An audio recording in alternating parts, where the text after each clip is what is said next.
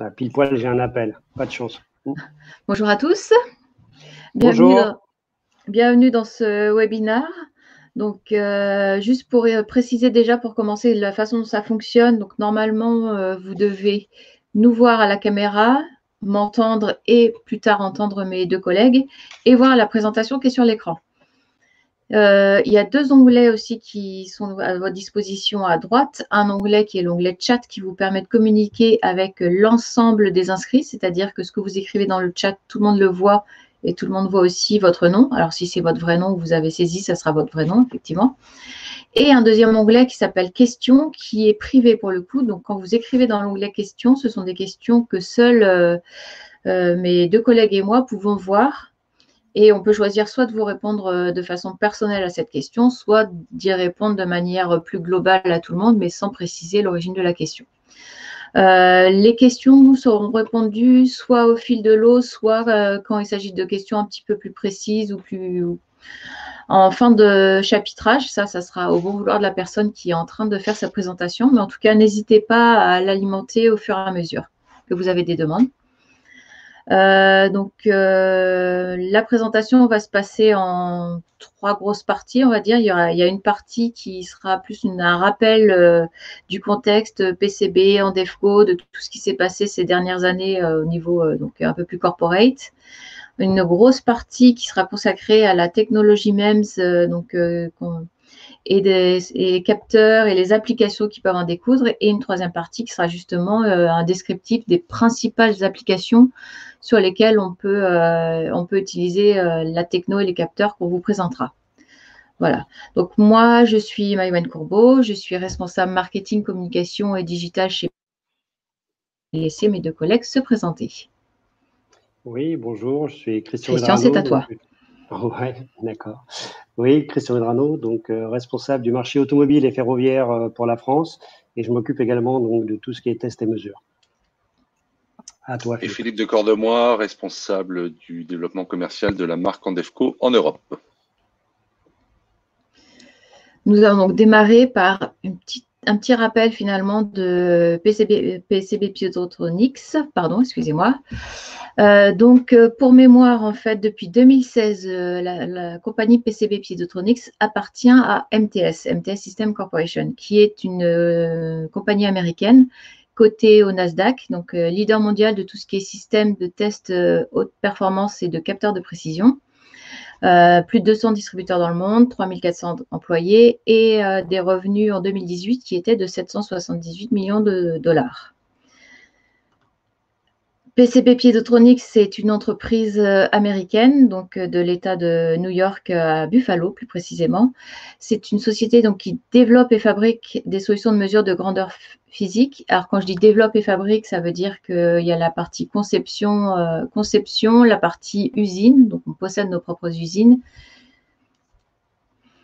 L'entreprise donc a été créée en 1967 et compte 1144 employés dans le monde, enfin comptait il y a quelques temps. Après, je ne fais pas le compte de façon précise régulièrement. Et une des grandes valeurs phares de PCB Piezotronics, c'est la charte Total Customer Satisfaction, donc avec l'idée de vraiment fournir des produits de qualité. Donc, on maîtrise de A à Z, on maîtrise leur conception, on maîtrise leur fabrication. Et tout ce qui est respect du client, notamment sur le conseil et surtout sur les délais de livraison qui sont au maximum respectés. Et enfin, donc nous représentons PCB Piezotronics SA, qui est la filiale française de PCB Piezotronics américaine, donc qui a été créée en 2000, qui a 12 salariés, qui avait l'an dernier un chiffre d'affaires de 8 millions d'euros. Et donc, nous, on fournit des solutions pour l'amélioration technique et économique de la performance de vos essais, c'est-à-dire qu'on ne conçoit pas, on ne design pas en France, on utilise les produits fournis par la maison mère. Par contre, on est là vraiment pour fournir autour de ça du conseil et du service. Donc, c'est ce qu'on résume finalement là, sur ce slide-là avec nos engagements, nos valeurs phares, qui sont donc la compétence. Quand on parle de compétence, on parle de la compétence, notamment compétence applicative des personnes qui travaillent chez PCB Piezotronics, qui ne sont pas simplement des commerciaux, mais qui sont des ingénieurs, donc qui connaissent les applications, qui connaissent les principales notions de grandeur physique et qui, du coup, sont à même de vous recommander les meilleures solutions et conseils pour la mise en œuvre de vos essais. Donc, vous conseillez les bons produits par rapport à vos besoins. Ensuite, bien sûr, on a la qualité, donc qualité des produits qu'on propose, qu'on se source chez PCB Piezotronics ou même ailleurs pour d'autres besoins. On est toujours regardant sur la technologie qu'on utilise, sur la fiabilité des produits qu'on vous propose.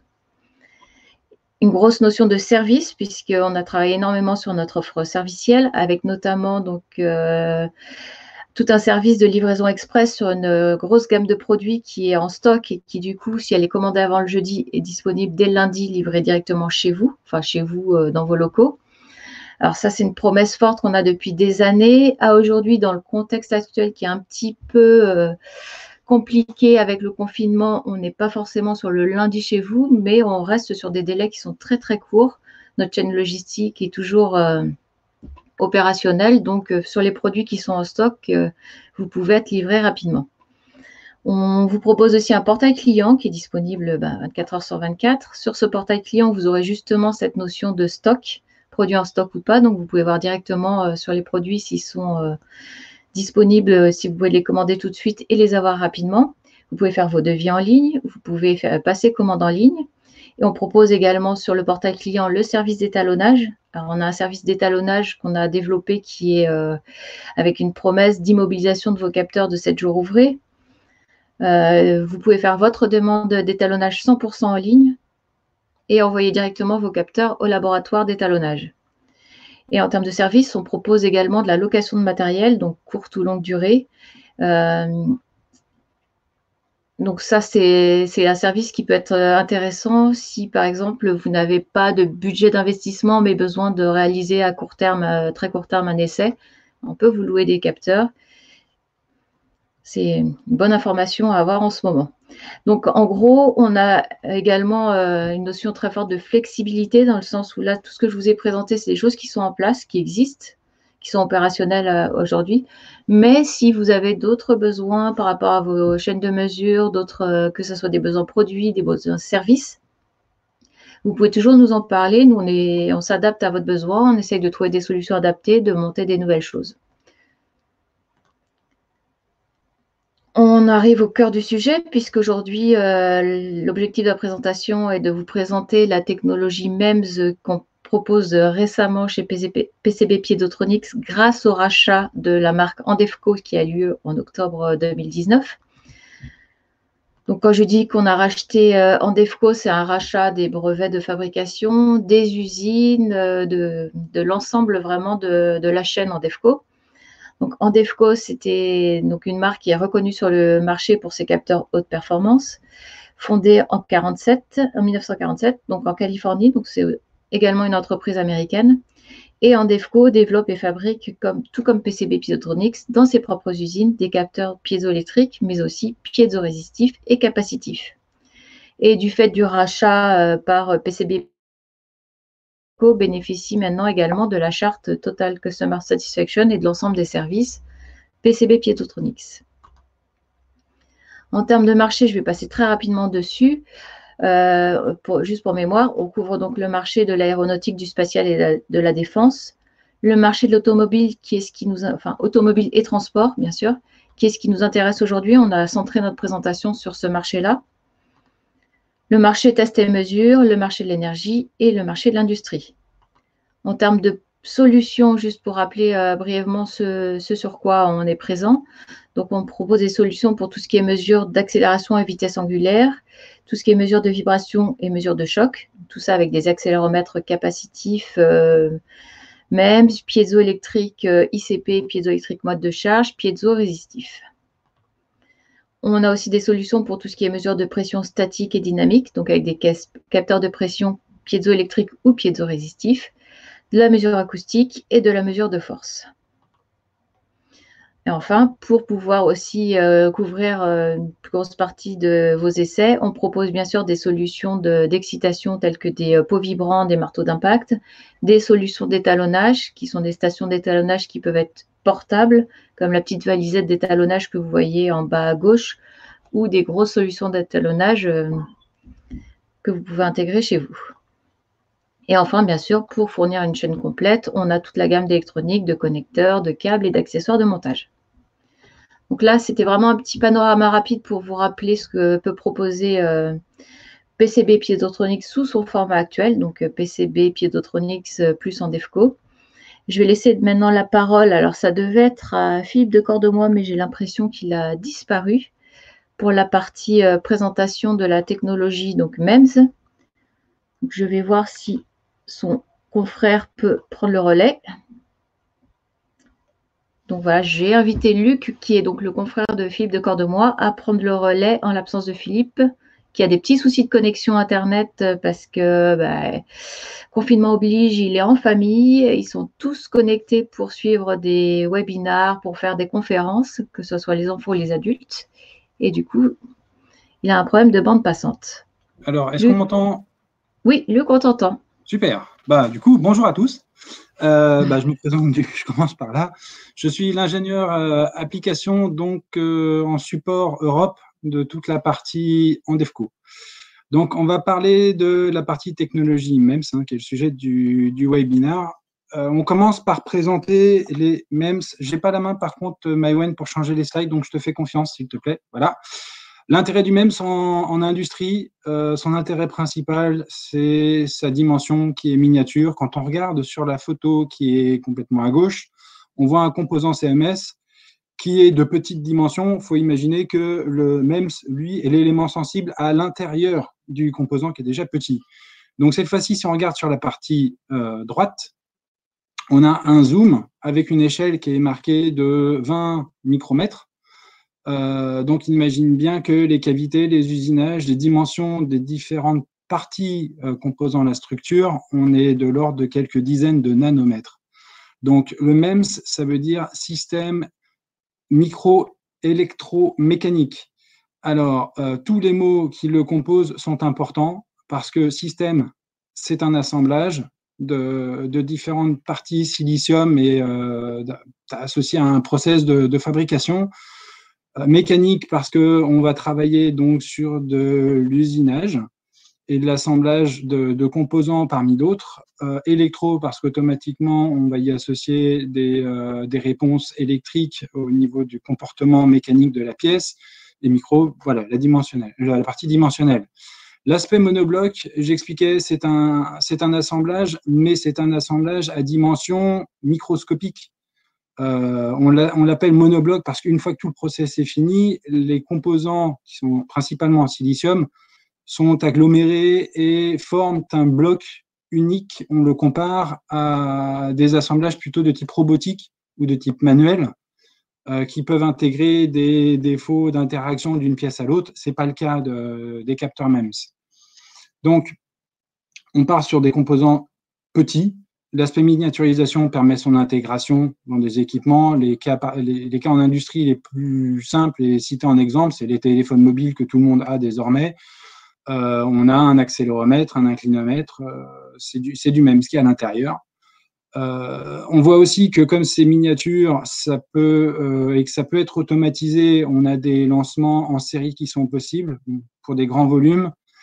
Et ça bénéficie aussi d'un autre avantage, c'est que quand on peut l'automatiser, on gagne en répétabilité du matériel et donc de la production et de ses caractéristiques.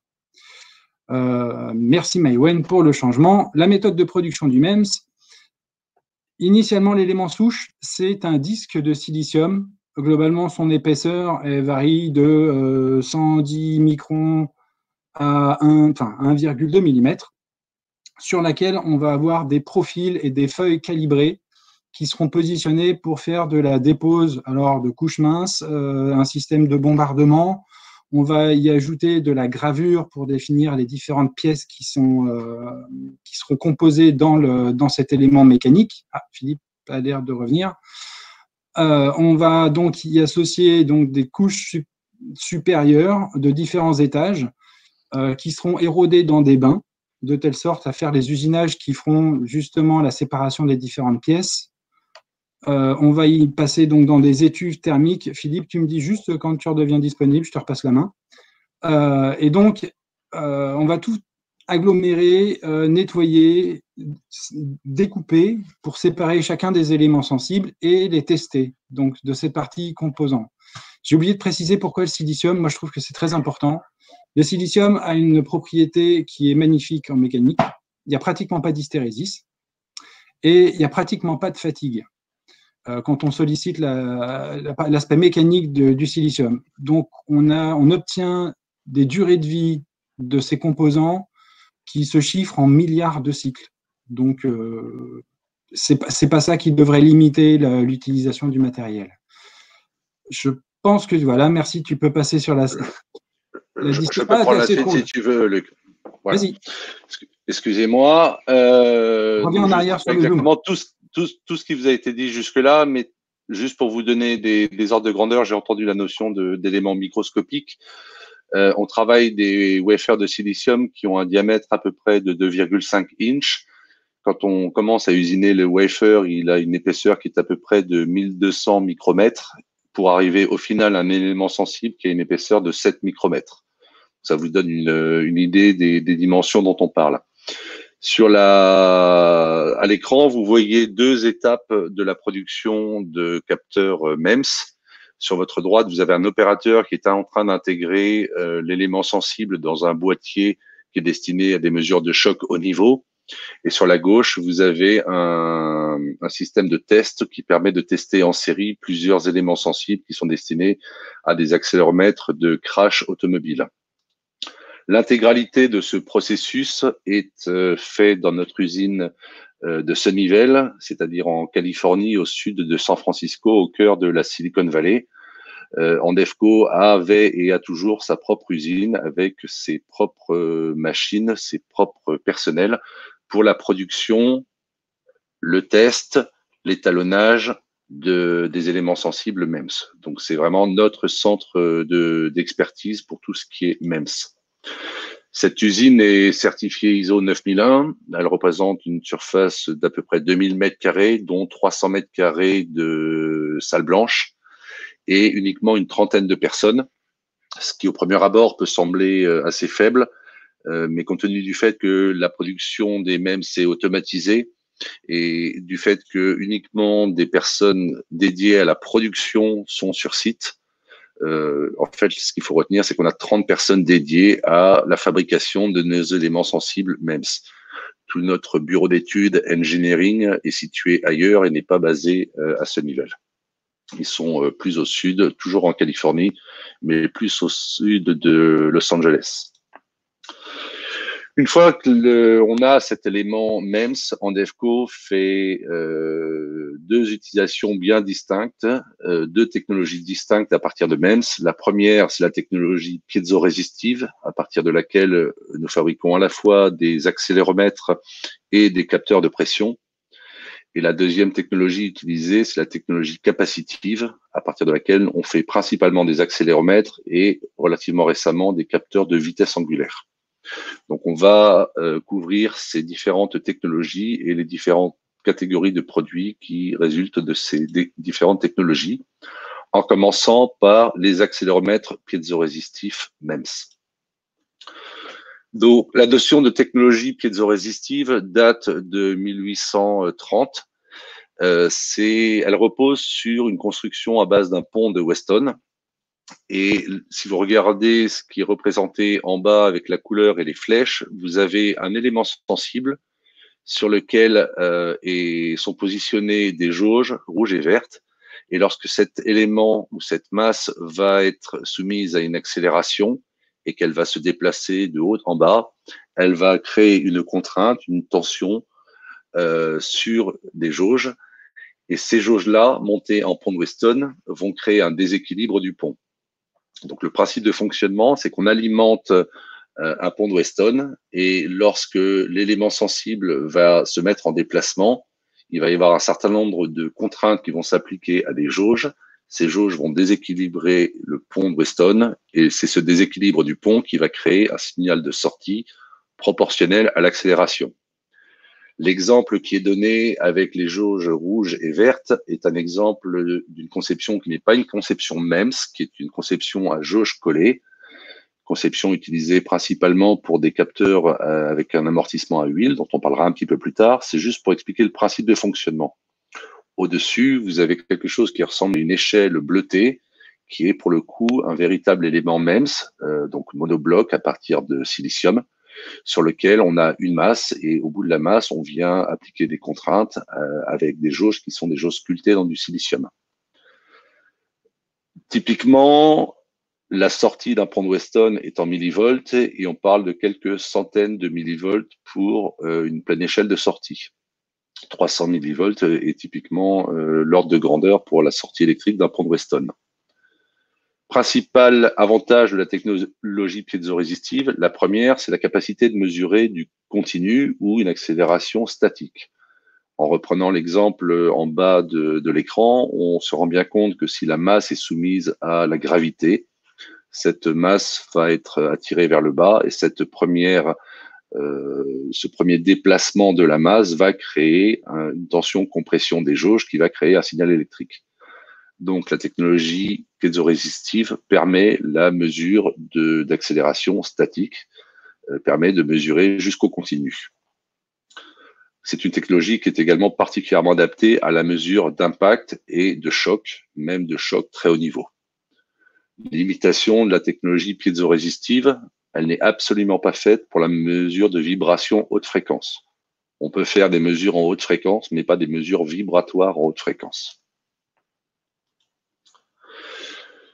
Parce que la technologie piézorésistive est particulièrement adaptée à la mesure de choc et d'impact, quand on parle de mesure de choc et d'impact, on parle très rapidement de contenu fréquentiel et d'amortissement. Il y a trois principales techniques d'amortissement qui sont utilisées. La première, c'est des capteurs non amortis. Vous avez sur le schéma en haut de l'écran la représentation de la réponse en fréquence d'un capteur non amorti, avec une réponse qui va être plate jusqu'à quitter la zone de réponse plate pour monter vers une fréquence de résonance et ensuite avoir une réponse en fréquence qui s'écroule. Ça, c'est typiquement le comportement d'un capteur non amorti où on va laisser la résonance opérer. Le problème de la résonance, c'est que ça peut endommager votre capteur et surtout, vous avez une réponse aux abords de la résonance qui n'est absolument plus proportionnelle et plus en phase avec ce que vous souhaitez mesurer. Pour éviter ces problèmes de résonance, pour éviter l'influence de la résonance sur la mesure et pour se concentrer sur des gammes de fréquences plus basses, on a recours à un amortissement. Cet amortissement peut être de deux types principaux, un amortissement à air ou à gaz ou un amortissement par fluide huile. Pratiquement, pour réaliser un amortissement, on usine dans l'élément sensible un certain nombre d'orifices dont on maîtrise à la fois le nombre et le diamètre. On remplit le capteur d'air, de gaz, d'huile, de fluide et on va venir forcer ce média à passer à travers les trous de l'élément sensible et c'est ça qui va permettre d'amortir le comportement de l'élément sensible. Sur toujours le graphe du haut, on voit en rouge la réponse en fréquence d'un capteur amorti à huile. Donc on voit qu'effectivement, on occulte bien le problème de résonance, mais on voit aussi qu'une première conséquence de l'amortissement, c'est que la réponse en fréquence plate, qui est la zone qui est réellement utilisable dans la mesure, va être réduite du fait de l'amortissement. L'amortissement à huile est en général un amortissement plus fort que l'amortissement à air ou à gaz. Il a néanmoins une contrainte ou une limitation majeure qui est la plage de température sur laquelle vous maîtrisez votre amortissement. Le graphe qui se trouve en bas cette fois-ci montre 5 courbes, 3 qui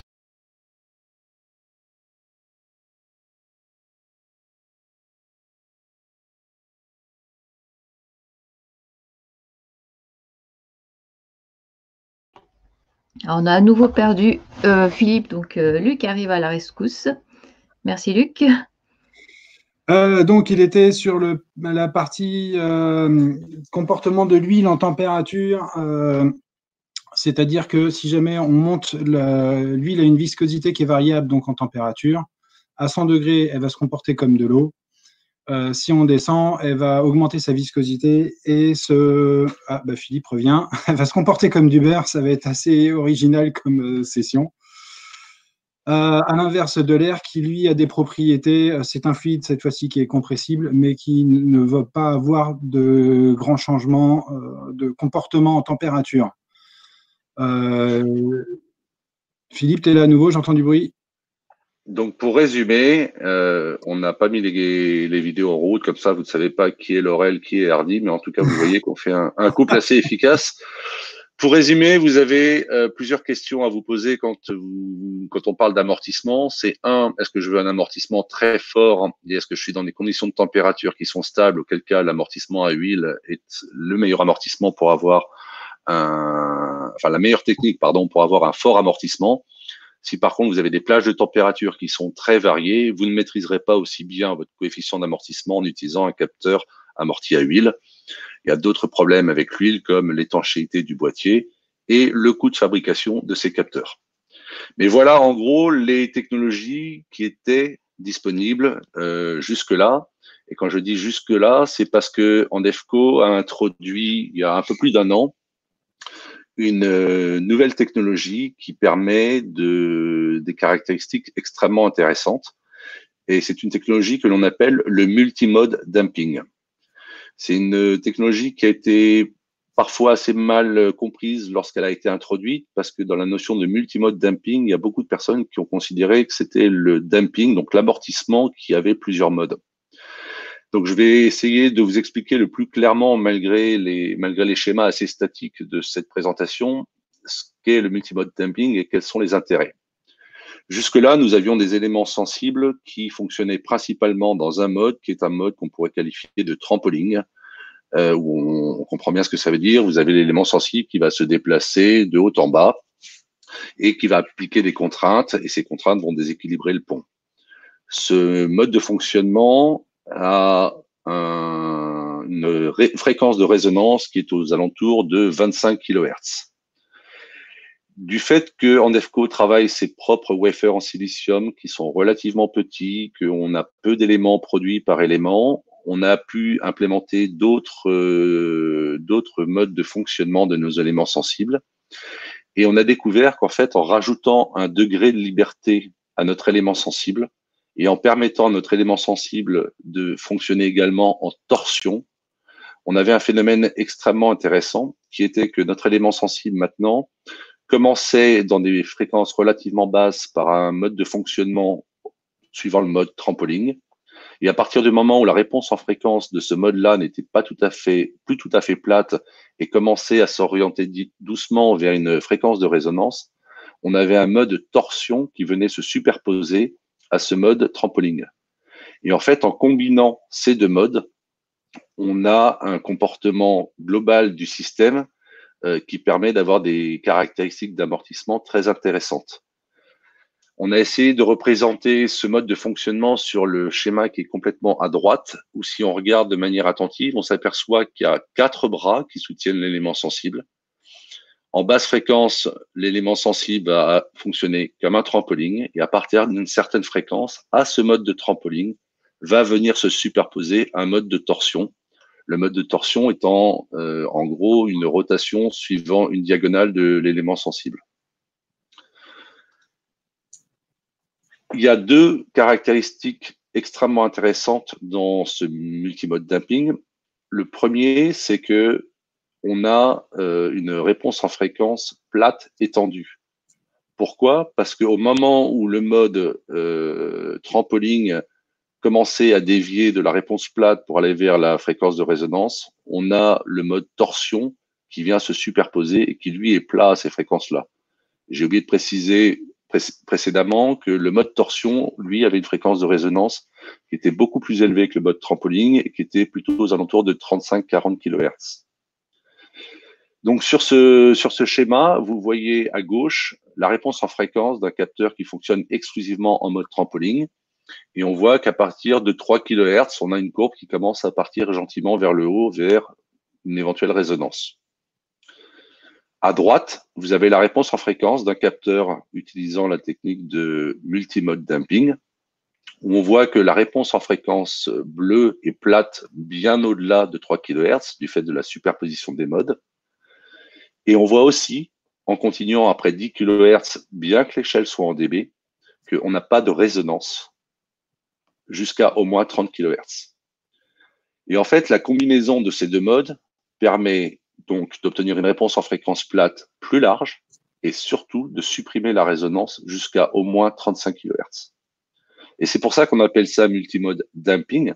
C'est parce que les personnes qui veulent faire de l'amortissement, en général, cherchent à s'affranchir de la résonance. Et ce mode de fonctionnement permet de s'affranchir de la résonance jusqu'à 35 kHz. En industrialisant ce qui au départ était je vais pas dire une découverte technique, mais un nouveau mode de fonctionnement de notre élément sensible, en l'industrialisant, on s'est aperçu qu'on avait, du fait du besoin d'avoir 4 bras pour permettre les 2 débattements de notre élément sensible, on avait la possibilité d'instrumenter différemment nos jauges. Et on a trouvé un moyen pour pouvoir rendre nos capteurs plus sensibles.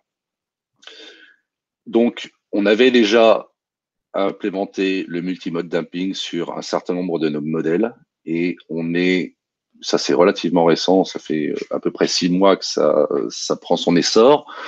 On est en train de convertir une bonne partie de notre gamme de capteurs en des versions H, le H étant pour High Sensitivity, parce que désormais, on a des capteurs qui gardent des caractéristiques identiques aux capteurs que l'on avait jusque-là, y compris les capteurs disposant déjà du multimode damping. Ils gardent la même dimension, le même poids, le même bruit de fond, mais au lieu de sortir une pleine échelle de 300 millivolts, ils sortent désormais 600 millivolts de signal pleine échelle. Et comme on n'a pas modifié le bruit de fond de nos capteurs, on a tout simplement amélioré le rapport signal-bruit de nos capteurs par un facteur 2, ce qui permet 2 choses distinctes, soit d'avoir un signal de meilleure qualité pour un niveau donné, soit avec le même capteur d'aller chercher des niveaux sensiblement plus bas que ce que l'on pouvait faire avant. Donc là, sur les représentations que vous avez, on voit 2 capteurs. Donc c'est un monoaxe plutôt destiné à de l'instrumentation mannequin, où on a une version 726C-2K, donc c'est un capteur 2000G de pleine échelle, qui sortait 300 millivolts typiquement à 2000G. Et on a maintenant la version 726CH avec une pleine échelle de sortie qui est plutôt aux alentours de 600 millivolts. Donc le multimode damping, puis le multimode damping et la haute sensibilité sont vraiment 2 avancées majeures dans le design des MEMS, qui nous permettent aujourd'hui d'avoir des capteurs qui ont des caractéristiques et des performances qui sont assez intéressantes et qui permettent d'aller explorer des domaines qui ne l'étaient pas jusque-là, tant en amplitude qu'en fréquence. Je vais passer la main à mon collègue qui va vous parler des applications dans lesquelles ces accéléromètres piézorésistifs sont plus particulièrement utilisés, non sans vous avoir au préalable rappelé que vous aviez un chat si jamais il y avait des choses qui n'étaient pas claires sur la partie technologie. Je me ferai un plaisir d'y revenir à la fin de la partie applicative. Ok, donc l'utilisation des capteurs piézorésistifs sont particulièrement utilisés dans le domaine des crash tests. Dans les domaines des crash tests, nous avons deux ensembles. Donc, une partie véhicule où on peut tester des véhicules en entier ou des ensembles ou des sous-ensembles de véhicules. Et ensuite, nous avons également donc l'utilisation des capteurs piézorésistifs pour les mannequins. Alors, les mannequins, soit en tant que passagers, soit en tant que piétons. Donc, l'utilisation des capteurs piézorésistifs, donc pour l'utilisation sur les véhicules ou sur des sous-ensembles de véhicules, les principaux critères donc qui sont demandés par l'utilisation sur ces applications, c'est d'abord donc d'avoir des capteurs qui ont un coût économique le plus faible possible, parce que donc les tests en crash test sont assez violents et il faut que les capteurs donc soient le plus économique possible, parce qu'il y a un roulement donc de capteurs qui est assez important. Et également pour ne pas influencer donc les mesures et du fait que s'il y a des chocs et donc il y a de l'inertie qui qui est donc induite lors des chocs, c'est avoir un poids minimum sur les capteurs, donc qui soit le plus léger possible. Et donc, concernant l'utilisation donc des capteurs, souvent donc et la norme l'impose, hein, donc la fréquence est plutôt donc de l'ordre de 3 kHz et nous allons jusqu'à 5 kHz, tout en laissant passer également donc la composante continue.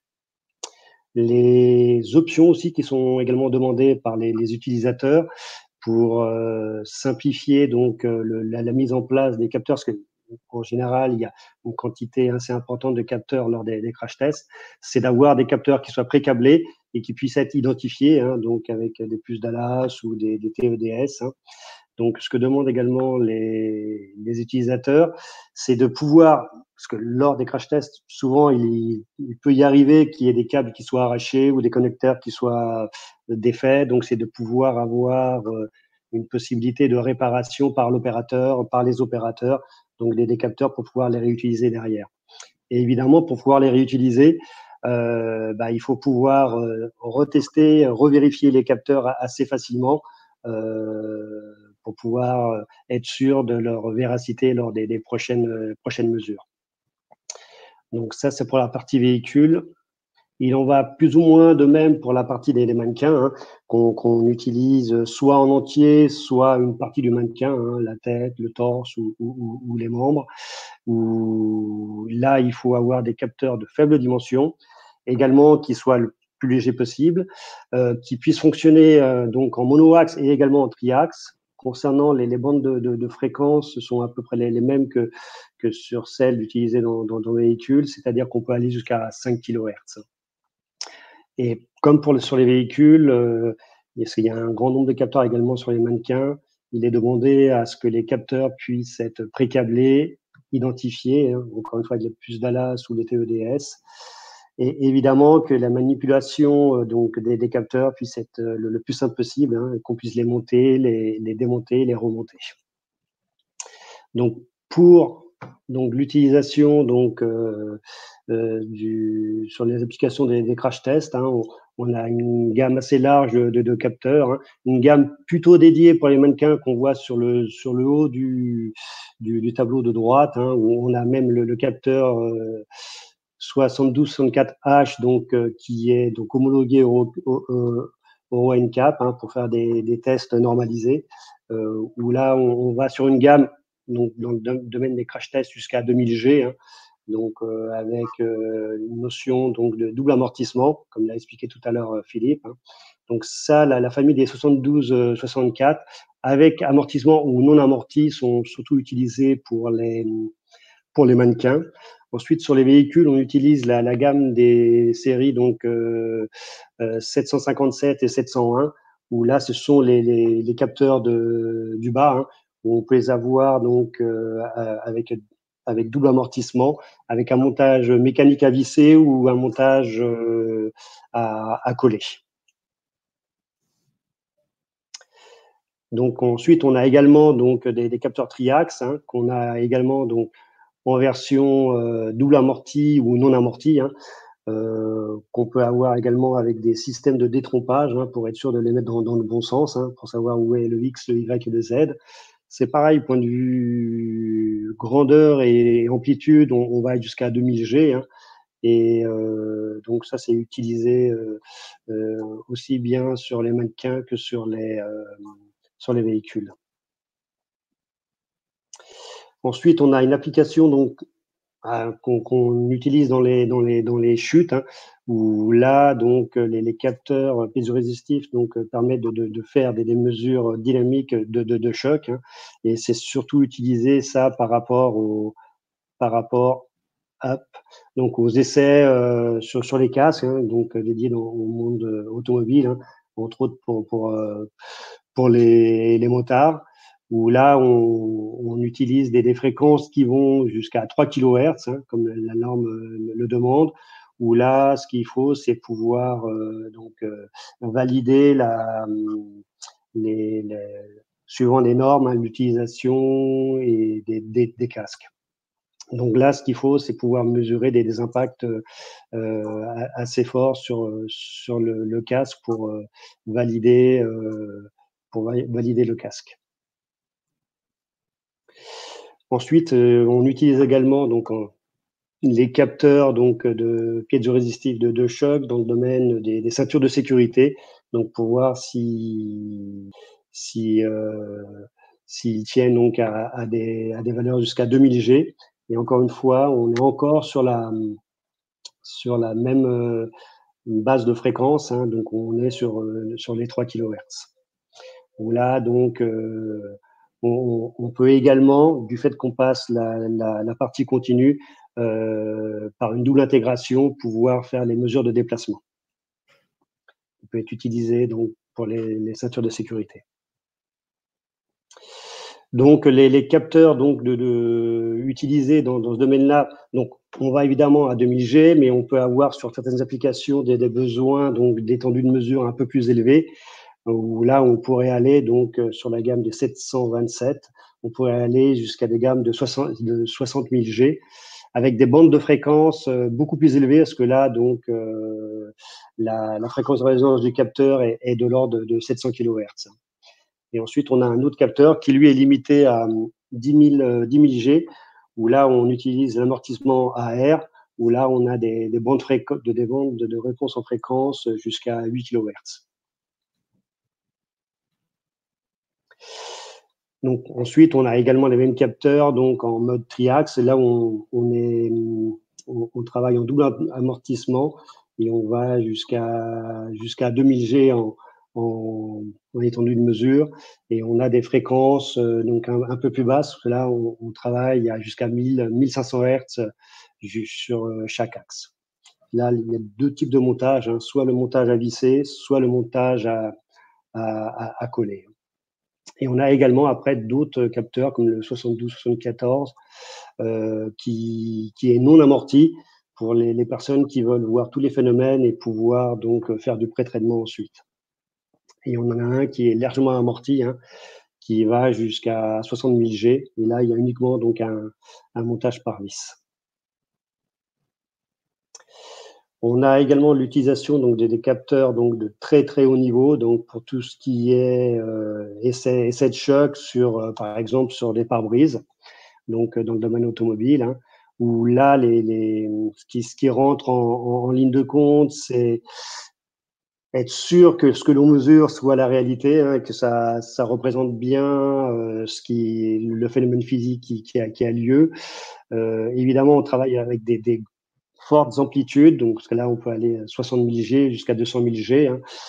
Et concernant les clients, ce dont ont besoin les clients, c'est d'avoir confiance aux fabricants, être sûr que leur fournisseur d'accéléromètres de choc puisse être fiable et pouvoir lui fournir des capteurs donc toujours fonctionnels et qui donnent toujours la bonne valeur.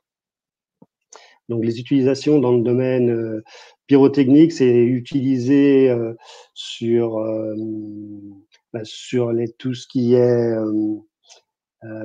airbag, hein, pour déclenchement des airbags, déclenchement des ceintures de sécurité, donc également donc des prétenseurs de ceintures de sécurité, où là, ce sont des chocs violents, hein, et on a besoin de mesurer de façon fiable donc les réponses des systèmes de prétention de ceinture de sécurité, par exemple, ou des déclencheurs d'airbag. Ensuite, donc, on fait également des mesures pour voir la tenue et la réponse des vitres, par exemple, hein. Lorsqu'on est en ville, par exemple, on peut toujours avoir des impacts de morceaux d'acier qui tombent d'un camion ou d'oiseaux, un impact d'oiseaux, ça c'est un peu plus fréquent quand même, où là il faut être capable de mesurer donc la résistance des vitres, par exemple, où là donc ce qui est essentiel, c'est le petit de montage donc à pouvoir mettre en place, le temps de réponse des capteurs. Donc, les capteurs piézorésitifs sont capables de répondre en des temps très faibles, hein, donc de l'ordre de microsecondes, avec évidemment des impacts très forts sur, si on prend l'exemple, un métal sur verre, c'est des niveaux d'impact qui sont très violents et très forts, très élevés, hein, plusieurs dizaines de milliers de G. Donc la gamme des capteurs donc utilisés pour ce type d'essai, donc il y a les capteurs monoaxe 70 et 72-80. Donc l'un qui est non amorti pour avoir tout le signal, hein, donc et faire ensuite un pré-traitement, un post-traitement. Et ensuite nous avons les capteurs légèrement amortis qui permettent d'aller jusqu'à 200 000 G.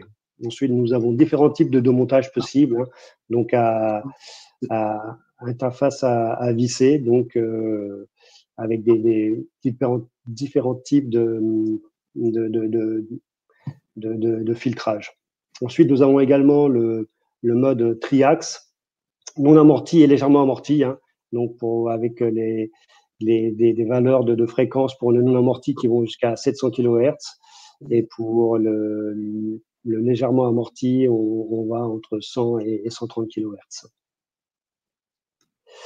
Ensuite, nous avons également une gamme de capteurs donc composants, hein, qui permet de pouvoir monter les accéléromètres piézo-résistifs sur des cartes électroniques, hein, parce qu'il y a également des cartes électroniques embarquées sur les véhicules, hein, pour le pilotage des systèmes de freinage, les systèmes de conduite, la gestion des phares. Donc tout ça, il y a évidemment des circuits électroniques, hein, donc intégrés dans les véhicules.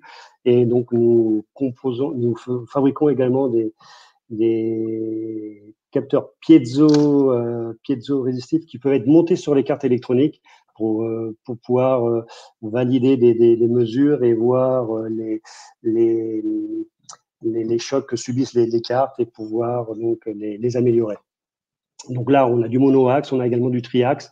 Donc ce sont des capteurs de traite. Là, on n'a pas de comparatif pour voir la dimension, et c'est quelques millimètres, hein, de dimension. Et donc ça, ce sont comme des composants CMS qu'on peut donc intégrer sur des circuits électroniques. Donc là, on a un petit récapitulatif de tout ce qui est capteur de haut niveau, hein. Donc que ça soit avec amortissement ou sans amortissement, que ça soit en monoaxe ou en triaxe, hein. Donc là, c'est un petit récapitulatif de tous les capteurs qu'on a pour les capteurs de haut niveau. Mais ça, ce sont des documents que vous pourrez retrouver donc ultérieurement lorsque la présentation sera terminée et qu'on vous enverra la présentation en format PDF, hein. Et ça, je pense que Maïwan reviendra là-dessus un peu plus tard. Donc maintenant, je laisse la main à Philippe.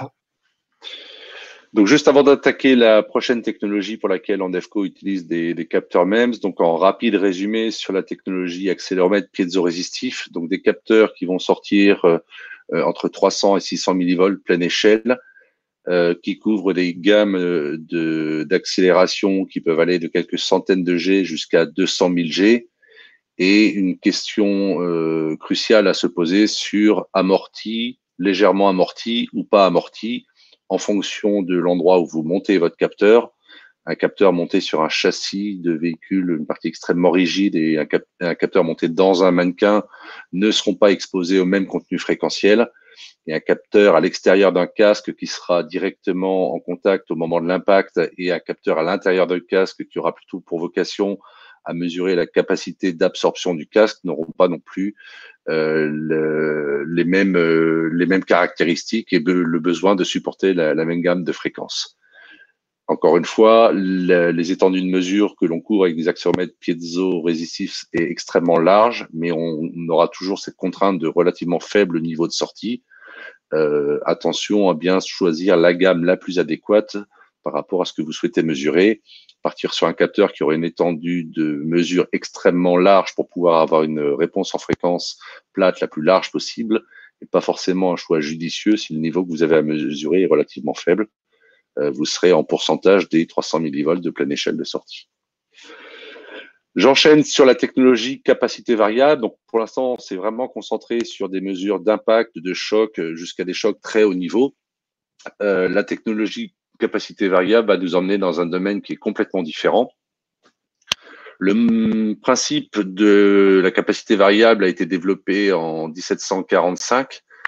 En fait, on a un élément sensible en silicium sur lequel on a une électrode qui va venir se déplacer entre une partie haute et une partie basse, elles-mêmes étant des électrodes. Et en fait, c'est la différence de capacité entre les électrodes mobiles et les électrodes fixes qui va créer le signal de sortie proportionnel à l'accélération. On a une représentation de cette construction sur la droite de l'écran où on voit en jaune l'élément sensible et en vert les parties hautes et basses entre lesquelles cet élément sensible va venir osciller. Comme la technologie piézoresistive, c'est une technologie qui permet de mesurer le continu. Et on est là sur une technologie qui, à l'inverse du piézoresistif, est vraiment destinée exclusivement aux basses fréquences et au bas niveau. La technologie capacité variable nécessite d'être intégrée dans un circuit électronique plus complet. C'est pas quelque chose qui peut être utilisé de manière autonome. Parmi les limitations de cette technologie, le fait qu'elle ne soit absolument pas adaptée aux mesures de vibration haute fréquence. Et du fait de l'électronique autour de la technologie, il y a une limitation de température qui est de l'ordre de 120-125 degrés. Je vous demande 30 secondes, je vois qu'il y a une question. Je voulais savoir quelles étaient les températures d'application des MEMS. Est-il envisageable d'utiliser pour le pilotage de pots vibrants pour des fréquences de 10 Hz à 3 kHz jusqu'à 40 G par exemple? Alors, température d'utilisation des MEMS, typiquement entre moins 55 et 125 degrés. Une exception en pression où on monte plus haut que ça, 260, mais typiquement c'est du moins 55, 120 degrés. Est-ce qu'on peut utiliser du MEMS pour faire du pilotage de pots vibrants? Oui, c'est pas forcément la technologie que l'on recommanderait pour ça. Il y a d'autres technologies, surtout sur les gammes de fréquences dont on parle, c'est-à-dire 10 Hz, 3 kHz. Il ne faut pas obliger que la technologie MEMS passe le continu. Donc, vous allez avoir une composante continue qui va venir se superposer à votre phénomène. Si vous n'avez pas besoin de mesurer le continu, que vous commencez à 10 Hz et que vous montez jusqu'à 3 kHz, sauf si vous êtes aussi sur des applications de pots très longue course, il me semble que la technologie piézoélectrique serait plus adaptée. Voilà pour la question qui était posée. N'hésitez pas si c'est pas bon. Eh bien, visiblement c'est très clair. Donc j'enchaîne. Vous avez sur cette représentation donc une autre manière d'exprimer ce qui vient d'être dit, c'est-à-dire que vous avez une partie mobile qui va venir osciller entre une partie fixe haute et une partie fixe basse. Vous voyez que cette partie mobile est attachée par deux systèmes de ressorts, en tout cas sur cette représentation en coupe. Et c'est la variation de capacité entre la partie mobile, la partie haute et la partie mobile, la partie basse qui va créer le signal de sortie. Je rappelle juste que la partie mobile, y compris ce qui est représenté comme deux petits ressorts ici, est micro-usiné dans du silicium. Donc tout ça est un morceau de silicium. Principale différence et avantage de la technologie capacité variable, par rapport au piézoresistif, déjà, vous avez une sortie au niveau. C'est-à-dire que vous avez un signal de sortie pleine échelle qui va être de plus ou moins 2 volts. Vous avez deux modes de fonctionnement possibles avec la technologie capacité variable. Le mode référence commune, où vous allez regarder votre signal de sortie par rapport à une masse, ou une sortie différentielle, où vous allez regarder un signal de sortie plus, un signal de sortie moins, et en faisant la différence, vous allez avoir votre signal. Quel est le principal avantage du fonctionnement en sortie différentielle? C'est lorsque vous êtes dans un environnement qui est perturbé par des phénomènes extérieurs, que ce soit des problèmes électromagnétiques, de bruit acoustique. Eh ben, l'avantage de cette perturbation, c'est qu'elle va s'appliquer de manière parfaitement équitable entre votre plus signal et votre moins signal. Et donc, lorsque vous allez faire la soustraction des deux, vous allez éliminer en grande partie la perturbation extérieure. Donc, le mode de fonctionnement en sortie différentielle est particulièrement adapté pour des environnements bruités, perturbés, où vous ne souhaitez pas, où vous souhaitez vous isoler au mieux des perturbations extérieures. Autre avantage, comme vous avez un capteur qui sort plus ou moins 2 volts, vous avez certains systèmes d'acquisition qui sont plutôt avec des étages d'entrée qui sont dimensionnés pour du 0,5 volts. Donc le mode différentiel permet de fonctionner avec une tension de référence qui va être de 2 volts 5 et d'avoir un signal qui va osciller autour de ce 2 volts 5 et donc un signal pleine échelle qui va en fait être 0,5 volts, 4 volts 5 et donc compatible avec des systèmes d'acquisition dimensionnés pour du 0,5 volts. Je reviens sur ma coupe en tranche et mes 2 magnifiques ressorts qui retiennent ma partie mobile. Dans certains de nos capteurs, nous avons inclus dans la conception du capteur ce que l'on appelle des butées mécaniques, à la fois sur la partie supérieure et sur la partie inférieure, ce qui permet, lorsque mon élément mobile est soumis à un niveau d'accélération supérieur à celui pour lequel il a été conçu, pour celui pour lequel il est dimensionné de mesurer, l'élément sensible va venir en butée mécanique. Donc, j'ai oublié de mentionner ça, mais vous voyez sur le schéma ici que quand j'applique une accélération vers le bas, par réaction, ma partie mobile va partir, elle, vers le haut, en étant retenue par, encore une fois, ces ressorts. Le fait d'avoir des butées mécaniques permet, par exemple, si j'ai un capteur qui a été conçu pour mesurer 10 G pleine échelle, que si jamais ce capteur voit 200 G, eh bien l'élément sensible part en butée mécanique et protégé au niveau de sa structure et on risque pas d'endommager le capteur. Et les ressorts ont pour but, entre autres, de ramener mon élément sensible à une position initiale qui va lui permettre de remesurer ce pourquoi il est fait, c'est-à-dire 10 G pleine échelle. Et donc, sur certains de nos capteurs équipés de butée mécanique, on précise le temps de retour après choc. Et c'est en fait, c'est dû à la constante de raideur des ressorts qui vont ramener l'élément sensible à sa position initiale. Et ce temps de retour après choc est extrêmement court. Il est partie intégrante des caractéristiques du capteur et de sa fiche technique. Et en l'occurrence, sur certains de nos capteurs, il est spécifié pour être inférieur à 10 microsecondes. Enfin, vous avez, comme on intègre, vous l'avez pas encore vu puisque c'est sur la diapositive d'après, donc on va juste noter compensation de température et régulation d'alimentation. Vous avez sur cette représentation donc mon élément capacité variable, le cœur de mon capteur, la partie vraiment, la partie sensible de mon capteur. Et vous voyez que dans un packaging de capteur, qui est l'image en bas à gauche, eh bien cette partie sensible représente une toute petite partie, un tout petit composant parmi les nombreux composants qui sont intégrés dans le boîtier initial. Les autres composants autour sont des électroniques, des ASICs qui peuvent être programmés différemment et qui nous permettent d'avoir de la compensation en température numérique, qui nous permettent de faire de la régulation d'alimentation et donc de rendre la technologie capacité variable quelque chose qui est particulièrement adapté à la customisation.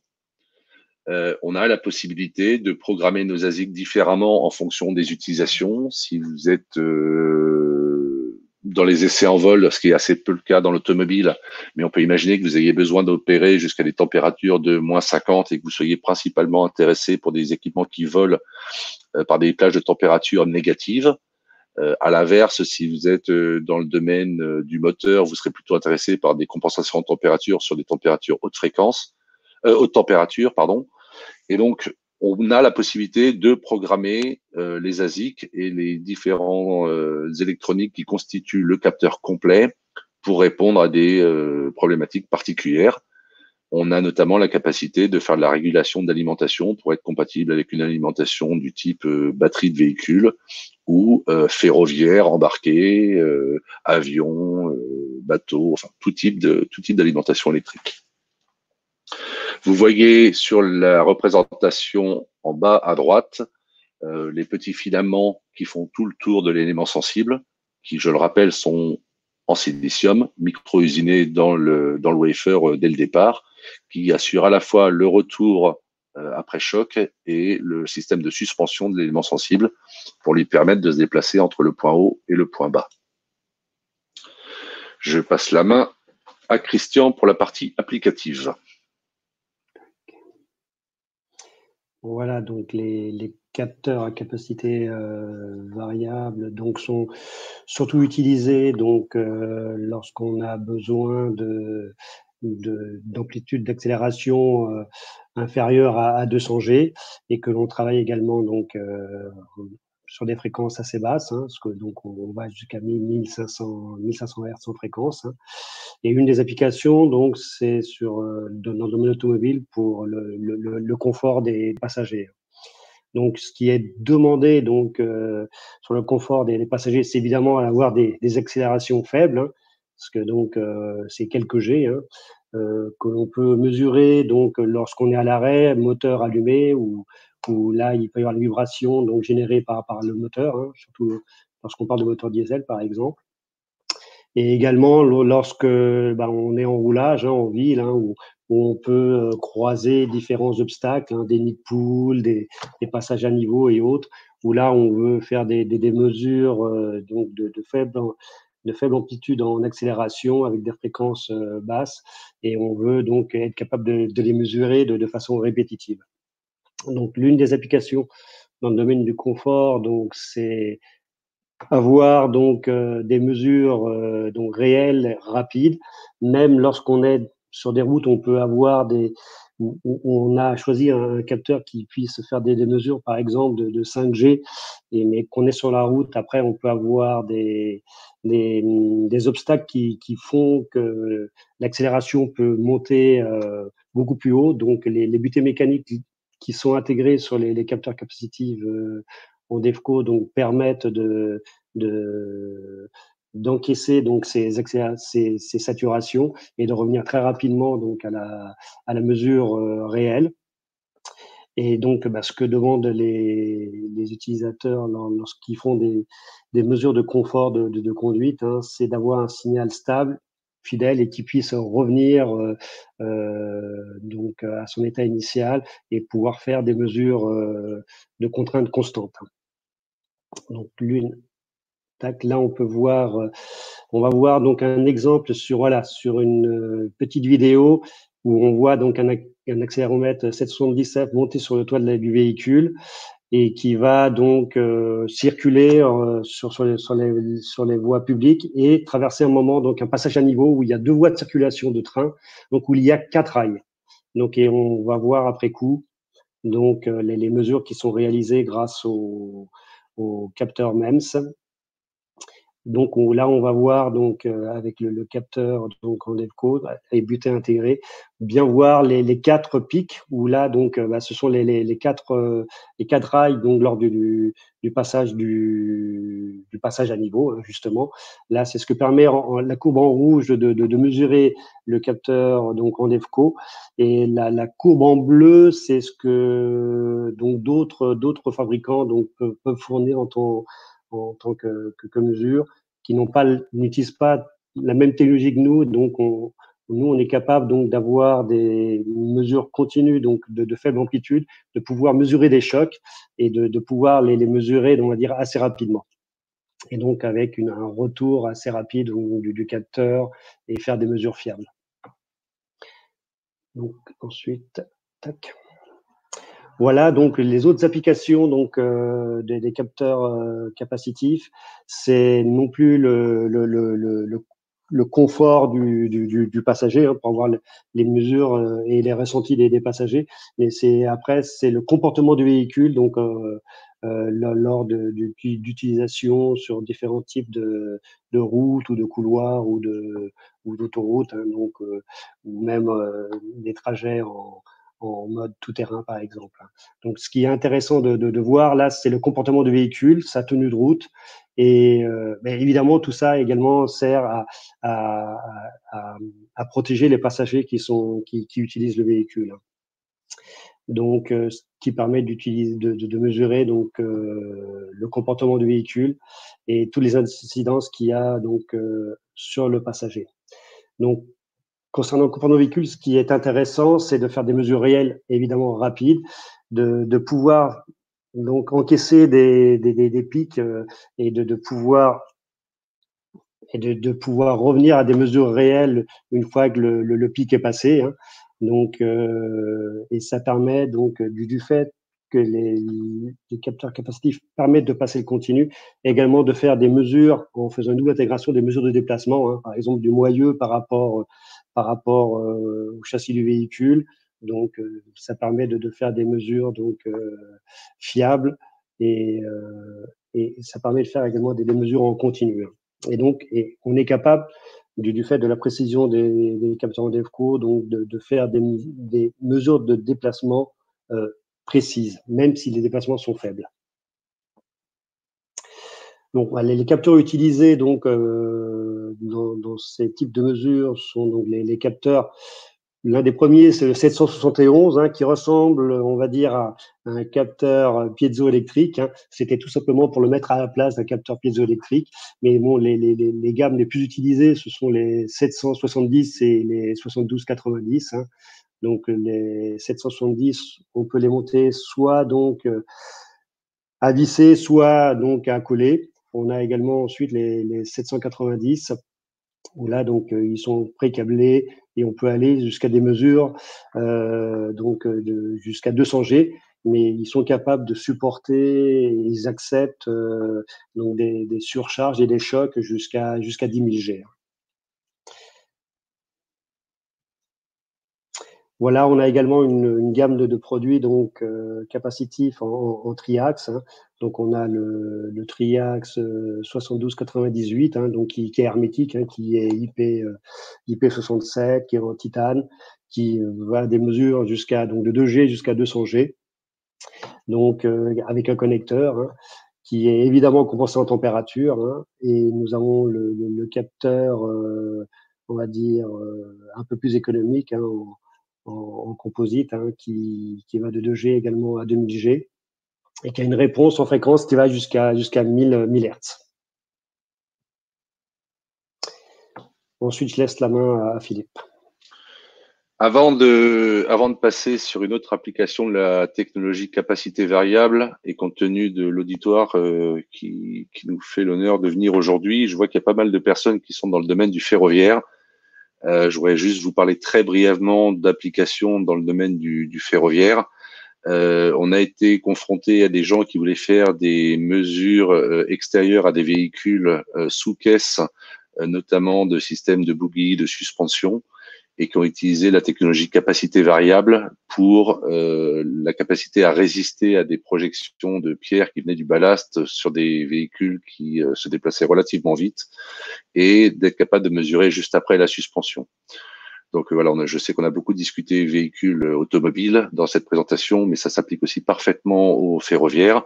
Vous pouvez utiliser des capteurs capacitifs à l'intérieur d'une voiture pour faire des mesures d'accélération longitudinale, latérale, des mesures de confort. Mais vous pouvez aussi utiliser ces capteurs-là en extérieur. Ils sont particulièrement robustes et leur capacité à revenir après un choc, même en cas de projection, les rend particulièrement adaptés à ce genre d'application. Voilà, fin de la parenthèse pour essayer de couvrir tout l'auditoire en termes d'application. Une autre application de la technologie capacité variable, c'est des capteurs de vitesse angulaire. Donc, on va rester sur le même principe de fonctionnement, c'est-à-dire qu'on va regarder une variation de capacité, mais dans un but qui va être de calculer une vitesse angulaire. Et si je dis calculer, c'est parce qu'en fait, c'est une technologie. Alors, on ne l'a pas là, je pensais qu'on l'aurait, mais Maywen, je crois, a une vidéo. C'est parce que on a en fait un capteur où on ne va pas directement mesurer ce que l'on cherche à mesurer, on va mesurer quelque chose qui va nous permettre de déduire ce que l'on cherche à obtenir. Maywen, je sais, voilà, il faut que je. Voilà, nous y voilà presque. Si on peut juste mettre, voilà, sur stop 30 secondes. Donc là, vous est présenté sur cet écran la structure d'un MEMS pour un capteur de vitesse angulaire. La façon dont fonctionne ce capteur, on va utiliser le principe de la force de Coriolis. Et la force de Coriolis, un petit rappel de physique, c'est que lorsque l'on a une masse qui est en déplacement, avec une vitesse qui est connue, Si on applique en plus de ce déplacement longitudinal à vitesse connue une rotation, il va résulter une force qui est perpendiculaire à la fois au déplacement initial et à l'axe de rotation, qui est la force de Coriolis. Et en fait, c'est exactement ça ce que l'on utilise dans les capteurs de vitesse angulaire. On va générer, vous allez le voir tout à l'heure dans une animation, on va générer un premier déplacement de notre élément sensible, que vous allez voir apparaître sur la structure jaune. Et lorsque, en plus de ce déplacement initial, va se superposer une vitesse, une rotation, vous allez voir que la partie orange et bleue qui sont au centre de la structure vont se mettre à se déplacer sous l'effet de la force de Coriolis perpendiculairement. Et en mesurant la variation de capacité de l'élément bleu central par rapport à l'élément orange, on va être capable de quantifier cette force de Coriolis.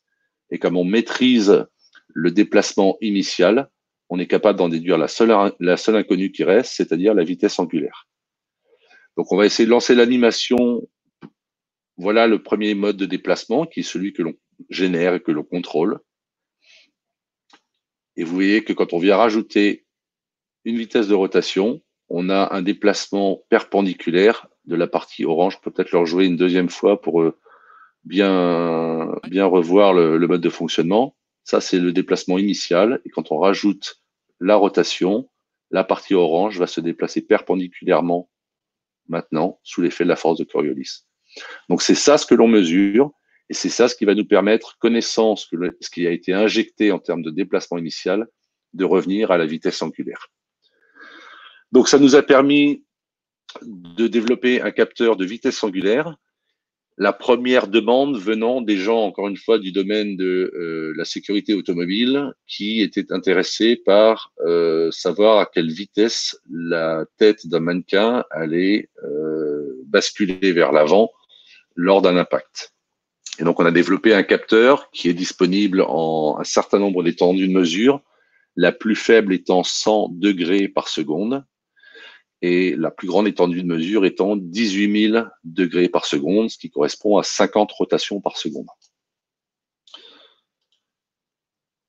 Donc, application typique pour ce capteur de vitesse angulaire, eh bien, tout ce qui est blessure à la tête, comment est-ce qu'un casque va protéger et amortir un choc, et comment est-ce que cela va se traduire au niveau de la rotation de la tête d'un mannequin. Des mesures de tonneau, faire passer un véhicule de manière volontaire pour le mettre dans une situation d'effectuer des tonneaux.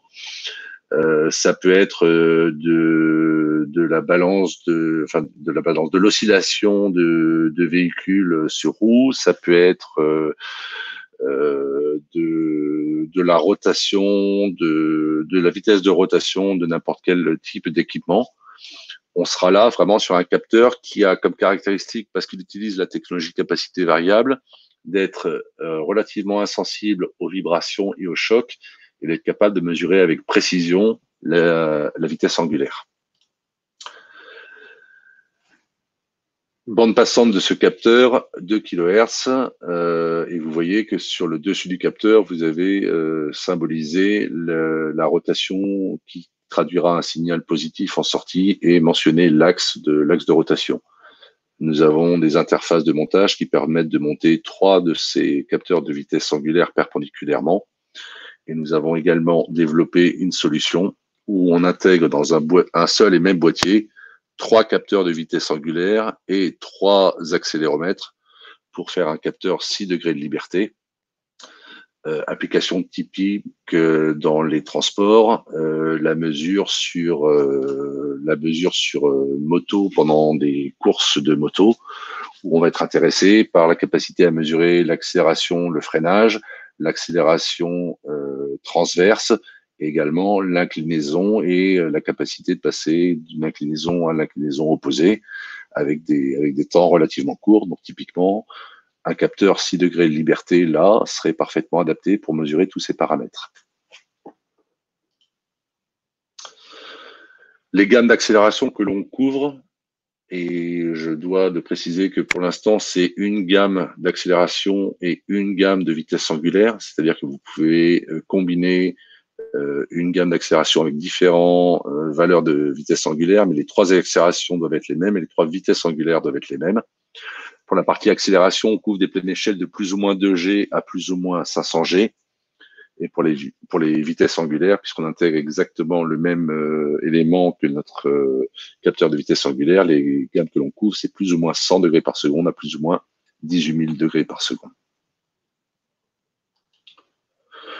Voilà qui conclut toute la partie accélérométrie, que ce soit piézorésistive ou capacité variable. On attaque le dernier chapitre sur la dernière utilisation faite des MEMS et de la technologie piézorésistive. Et il s'agit des capteurs de pression. On ne va pas revenir sur le principe de fonctionnement d'un capteur piézorésistif. On va néanmoins apporter un certain nombre d'éclaircissements sur ce qui rend les capteurs de pression en DEFCO spécifiques et ce qu'il faut vraiment savoir sur la façon dont on construit nos capteurs.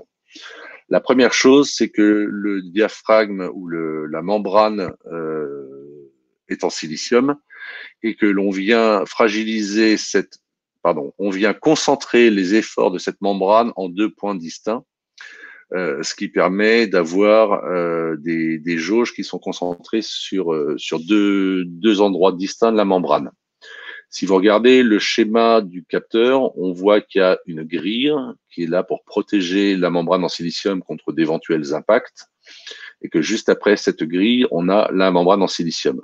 C'est-à-dire que cette membrane est directement exposée aux médias. Il n'y a pas d'isolant entre la grille et la membrane. Et donc, nos capteurs sont des capteurs qui exposent le silicium aux médias, ce qui limite leur utilisation puisque le silicium n'est pas compatible avec tous les médias. Par exemple, le silicium n'est pas compatible avec une utilisation prolongée dans de l'eau. Donc, on a des moyens pour les faire fonctionner de manière temporaire, mais ce ne sont pas des capteurs qui sont compatibles avec un usage prolongé dans l'eau. Sachez que si vous aviez cette configuration-là, le capteur, une fois séché, refonctionnera parfaitement et reviendra dans ses caractéristiques initiales. La seule raison pour laquelle le silicium n'est pas compatible avec l'eau, c'est qu'il va absorber une partie de l'eau et qu'une fois que le silicium sera gorgé en eau, son comportement ne sera plus efficace. Donc, nos capteurs sont parfaitement compatibles avec l'air, avec des gaz secs, avec des gaz non corrosifs et avec un certain nombre de fluides, dont des huiles qui sont utilisées pour du freinage, pour de la lubrification. Mais c'est quelque chose qu'il faut vérifier effectivement la compatibilité avec le média que vous souhaitez utiliser. Caractéristique intéressante de ces capteurs, ils ont du fait de leur construction en silicium micro-usiné des fréquences de résonance qui sont extrêmement élevées, qui les rendent capables de mesurer à la fois des pressions statiques, puisqu'on est sur une construction type pont de jauge, et des applications extrêmement dynamiques. Plus la fréquence de résonance du capteur sera élevée, plus le capteur pourra suivre de manière précise un pic de pression et les éventuelles faibles variations de pression qu'il y aura derrière. Donc, cette capacité à suivre rapidement est exclusivement dimensionnée par la valeur de la fréquence de résonance de votre élément sensible. Donc, capteur parfaitement adapté pour de la mesure statique, de la mesure dynamique, et j'aurais même envie de dire hyper dynamique. Capteurs extrêmement miniatures, des capteurs très petits qui peuvent être logés dans des encombrements assez improbables. Par contre, évidemment, toujours quelques limitations, notamment en termes de médias, je l'ai déjà dit, mais également en termes de température. À une exception près, les gammes de température que l'on peut couvrir là vont à peu près jusqu'à 120 degrés. Qu'est-ce qui rend les capteurs en DEFCO particulièrement différents d'autres capteurs piézorésistifs que l'on peut trouver sur le marché? De mon point de vue, il y a quelques éléments qui sont vraiment fondamentaux. Le premier est représenté sur le schéma qui se trouve en haut à droite, qui est un brevet de la manière dont on construit nos membranes, où on voit bien les deux endroits où on vient concentrer les efforts pour les mesures des jauges du pont Weston. Le fait d'avoir 2 endroits permet d'avoir des capteurs qui sont 2 fois plus sensibles que la plupart des capteurs piézorésistifs.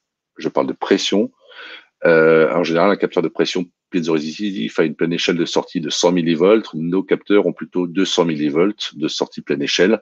Encore une fois, un meilleur rapport signal-bruit et donc la capacité à avoir un meilleur signal pour un niveau donné ou d'aller chercher des niveaux plus faibles. Donc ça, c'est la première chose. Quelque chose qui n'est pas du tout intuitif pour des gens qui font de la mesure, c'est le fait que nos capteurs sont pour la plupart, et c'est mentionné très clairement sur leur fiche technique, linéaires jusqu'à 3 fois leur gamme initiale de mesure. Et pourquoi je dis que c'est pas intuitif? Si on prend un capteur qui est disponible en 15 PSI et en 50 PSI, et que votre application nécessite de mesurer 30 PSI, logiquement, vous allez choisir un capteur de pleine échelle 50 PSI, puisque c'est la première échelle disponible supérieure à ce que vous souhaitez mesurer. Ça, c'est le bon sens de l'ingénieur de mesure et c'est logique.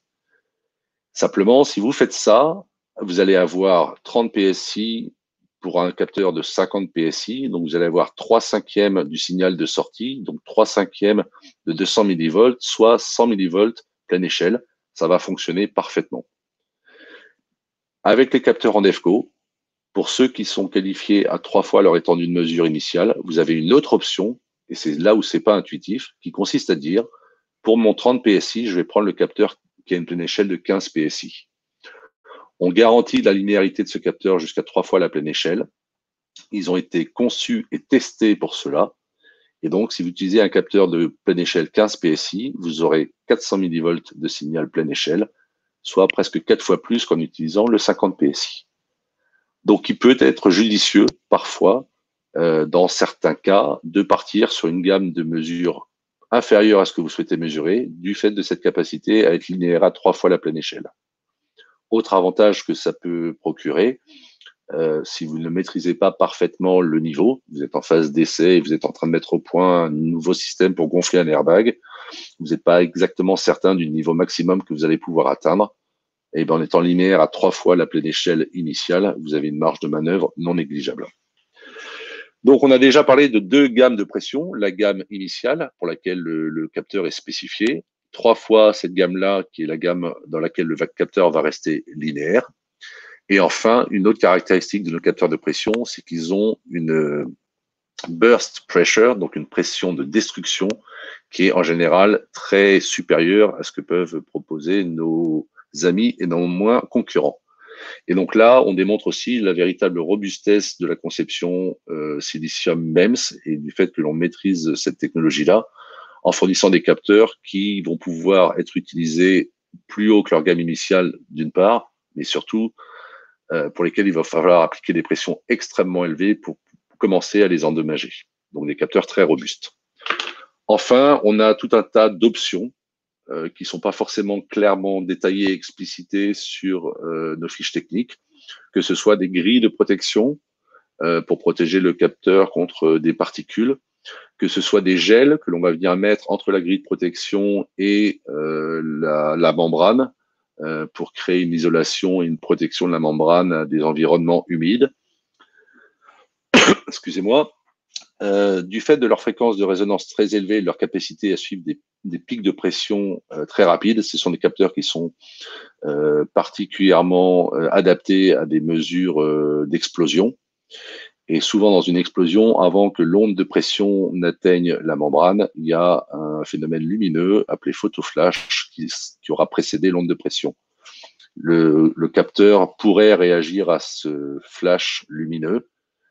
On peut aussi mettre de la graisse entre la grille et la membrane pour rendre le silicium aveugle à ce flash lumineux et être sûr que ce qu'il mesure soit bien l'onde de pression et pas le photoflash qui a précédé l'onde de pression. Enfin, des interfaces de montage, des capteurs avec connecteurs et non plus câbles intégrés, ce qui nécessite parfois de revoir le positionnement de la référence de pression. Donc voilà à peu près ce qui résume les principaux avantages des capteurs de pression piézorésistifs dans DEFCO.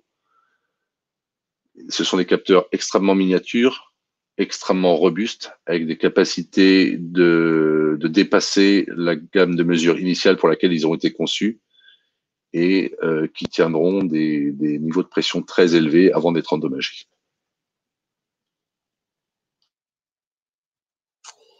Donc après, l'utilisation, voilà.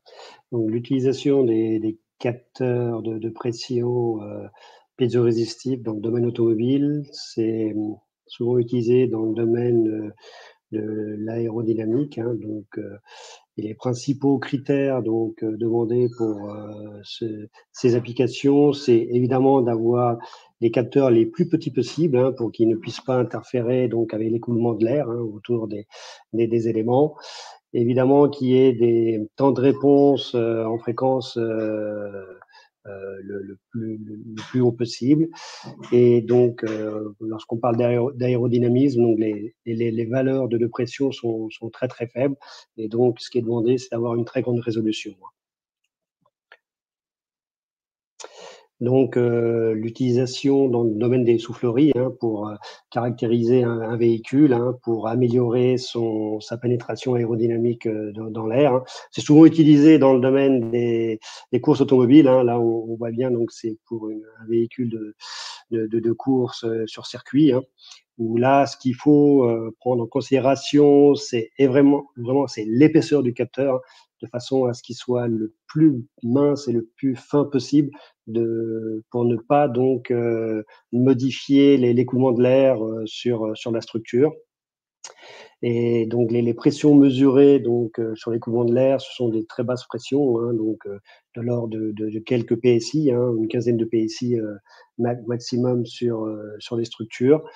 Donc, ce qu'il faut, c'est pouvoir donc venir coller le capteur sur les éléments où on veut faire les mesures de pression, donc de l'air qui passe par-dessus. Hein. Et donc, ce qu'il faut voir, c'est que le capteur n'influence pas donc le design du véhicule. Donc, d'autres applications, donc c'est également donc faire des mesures de pression donc à l'intérieur d'un tunnel, par exemple, hein, pour permettre de mesurer l'onde de pression donc à l'intérieur du tunnel lorsque un train à grande vitesse donc pénètre dans le tunnel. Donc là, ce n'est pas le cas sur l'image, hein, c'est un train normal, mais même un train normal qui rentre à plus de 100 km/h à l'intérieur du tunnel, donc vous l'avez tous déjà vécu, je pense, hein, lorsque vous avez pris le train, vous avez les oreilles qui se bouchent et donc c'est assez désagréable. Donc ces capteurs de pression permettent de mesurer donc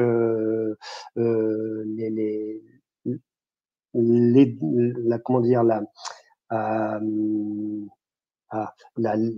pression, donc l'étendue de la pression donc le long du tunnel pour le confort des passagers, mais également donc permettre également de vérifier et de contrôler donc la pression subie par les infrastructures, donc par le tunnel en lui-même. Hein. Donc pour être sûr que les pressions ne soient pas trop élevées et que ça ne vienne pas endommager les infrastructures. Donc, ce que demande l'application, c'est d'avoir des fréquences de résonance très très élevées, mais également de pouvoir mesurer le quasi-statique, hein, donc, et évidemment de toujours avoir une grande résolution. Donc, ce qu'on peut avoir également donc en option pour pouvoir protéger donc le capteur, parce que là on peut travailler dans des environnements qui sont à l'extérieur, donc des environnements sévères où il peut y avoir de l'humidité, où il peut y avoir des projections de pierres, de poussière, et donc on peut avoir donc des options donc de protection supplémentaire sur les capteurs de pression. Donc, une autre utilisation également qu'on peut avoir, que ce soit aussi bien dans le domaine ferroviaire que dans le domaine automobile, hein, c'est de pouvoir mesurer l'étanchéité des vitres.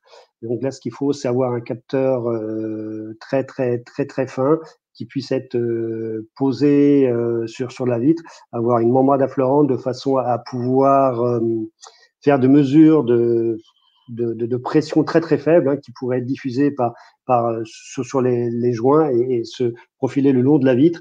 Et là, ce sont des millibars, hein, qu'il faut mesurer.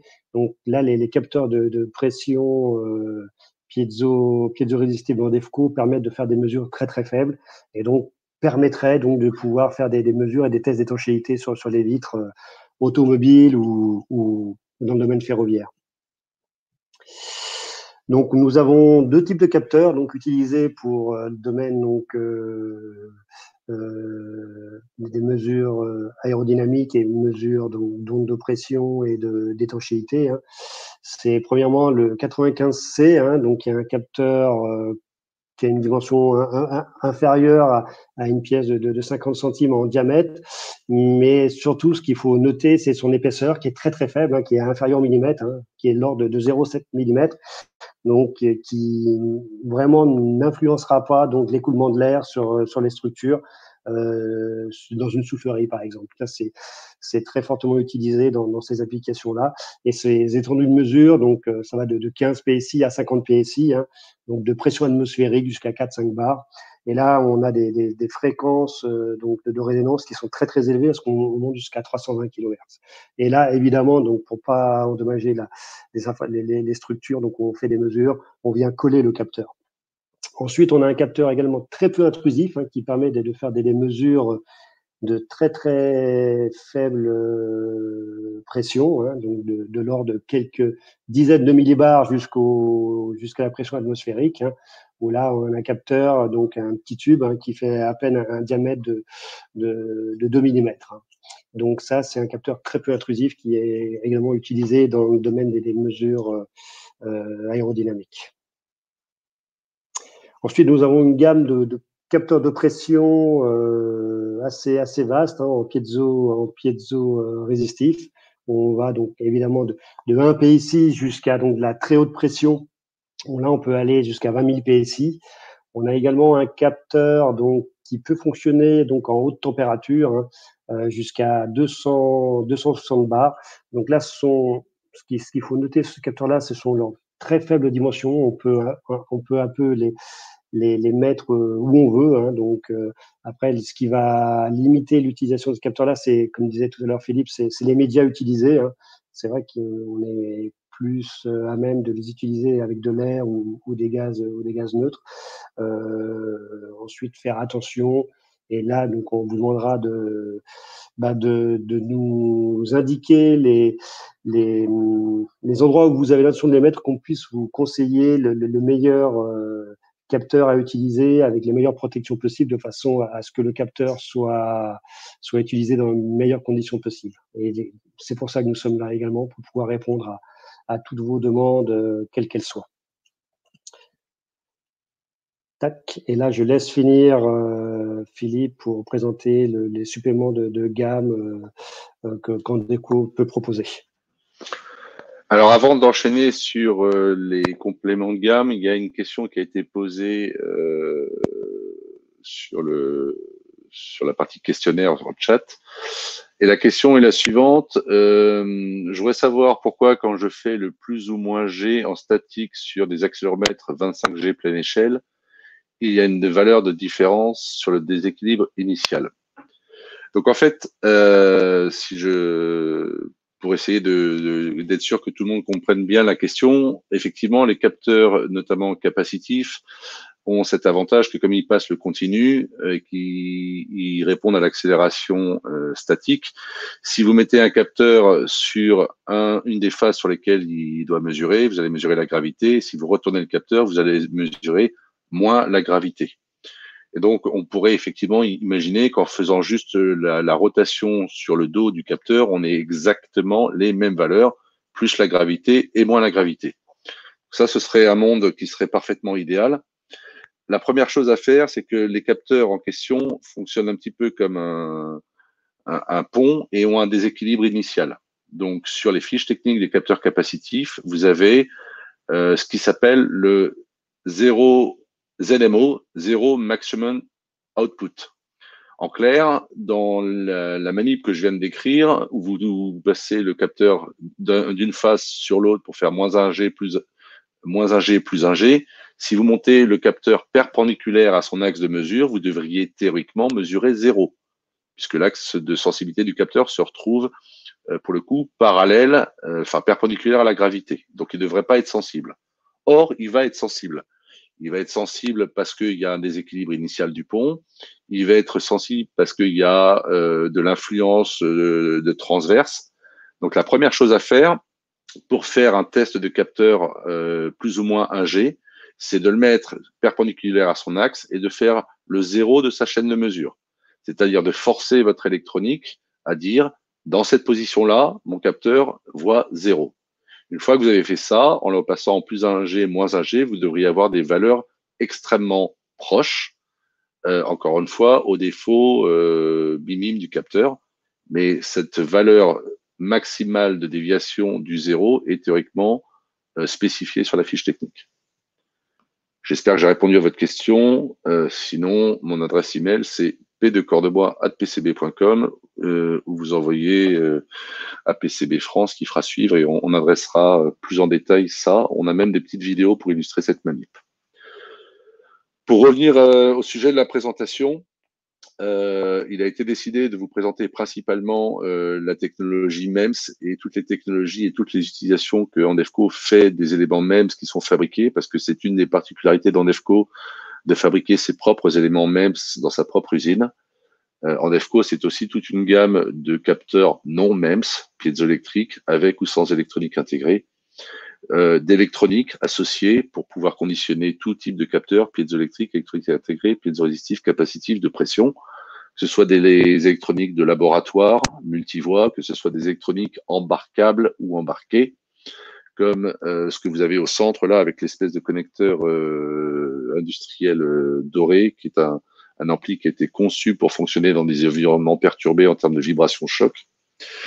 Une caractéristique aussi particulière d'Andefco, c'est que nous fabriquons nos propres câbles et nous les testons intégralement et mètre par mètre. Donc on a des câbles qui sont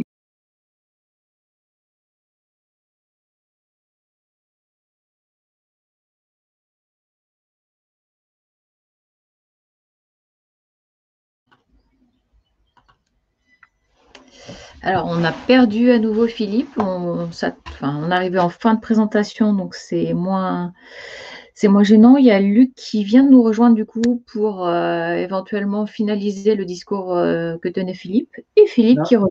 Philippe revient et moi j'ai été déconnecté. Donc c'est assez compliqué ce que j'ai cet après-midi. Excusez-moi, j'avais oublié de mettre des pièces dans la machine.